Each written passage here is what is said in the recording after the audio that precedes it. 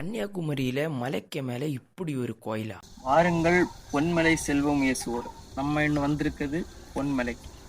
இதாக்கு entrance. இங்கோடி நடந்து தான் போகணும், ஏன்னா வெஹிக்கிள் அலோடு கிடையாது. அவைய ரோடு போட்டிருந்தாரு. பின்ன நாங்கள் நடந்து போனோம்.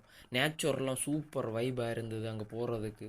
பின்ன அங்கே ஒரு பெரிய பாறைக்கு சைடில் கீழே குளம் போல எல்லாம் வச்சுருந்து நல்லா இருந்து பார்க்கறதுக்கு போகிற வழியெல்லாம்.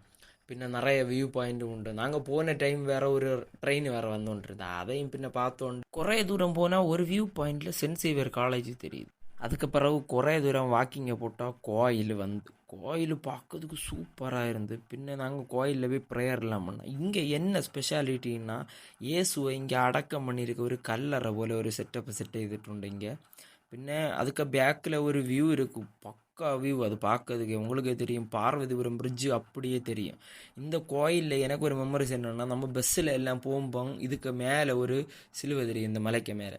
இங்கே போகணுன்னு பயங்கர ஒரு ஆகிரகம், அது இன்னும் நிறைவேறுச்சு. அப்போ மக்கா யாரெல்லாம் இந்த கோயிலுக்கு போயிட்டுன்னு சொல்லிட்டு கமெண்ட் பண்ணுங்க. பின்ன உங்களுக்கு இதே மாதிரி பஸ்ஸில் போய் அந்த சிலுவையை பார்த்த எக்ஸ்பீரியன்ஸ் உண்டுன்னா ஒரு லைக் பண்ணுங்கள்.